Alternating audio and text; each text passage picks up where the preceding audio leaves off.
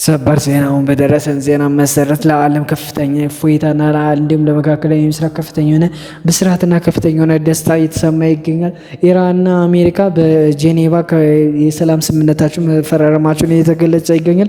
የሆኖም ይሄ ሁኔታ ለዓለም ከፍተኛ የሆነ ደስታና ለዓለም ከፍተኛ የሆነ መረጋጋት እያሳየ ይገኛል እየተባለ ይገኛል። ይህን ተከትሎ እንዲሁም የነዳጅ ዋጋ በከፍተኛ ሁኔታ እየቀነሰ ይገኛል። ወደ $86 አካባቢ መግባቱን እየተገለጸ ይገኛል። ይህም ስምምነት ተከትሎ የተለያዩ ሀገራት የደስታ መልእክታቸውን እያስተላለፉ ይገኛሉ። ሆኖም በሁለት አይነት መንገድ የደስታ መልእክት እየተላለፈ ይገኛል።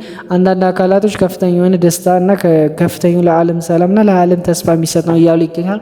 በተቃራኒም ኢራን፣ እስራኤል የመሰሉ ሀገራት ይሄ ዓላማውን የሳተና ተቀባይነት የሌለው የሰላም ስምምነትን እያሉ ይህን ስምምነት ውድቅ እያደረጉት ይገኛል። ሆኖም ይህን ተከትሎ የአሜሪካው ፕሬዚዳንት እያሉት ከሆነ ለዚህ ሰላም መመስፈን ከፍተኛ የሆነ መስዋዕትነት አድርገናል። ይህ የሚያንቋሽ ሀገራት ሆነ የሚያንቋሽ አካል ተቀባይነት የሌለውና ሰላም ፈላጊ ያልሆነ ሲሉ በቱሪስት ሶሻል ገጻቸው በተለያየ ማህበራዊ ሚዲያ እየተገለጸ ይገኛል።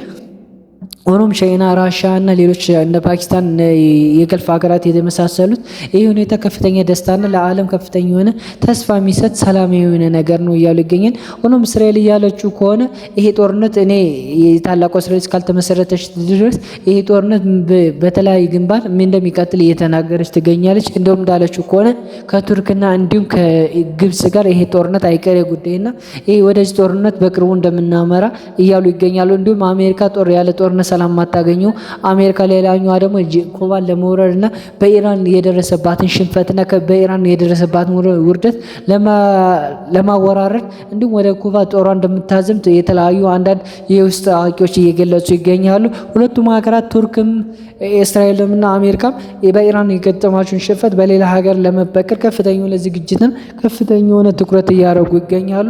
ይህም ሌላም ቀውስ በሌላ በኩል ተስፋ እንዲሁም በሌላ በኩል ከፍተኛ የሆነ ቀውስ ስጋት እያሳየ ይገኛል። ሆኖም ይሄ ሁኔታ ተከትሎ ከፍተኛ የሆነ ተስፋና ከፍተኛ የሆነ ለዓለም ሰላም እየታየ ይገኛል። አዳዲስ ዜና እንደሳችሁ ላይክ ፎሎ ሼር ማድረግ ይረሳ። መልካም አይደል?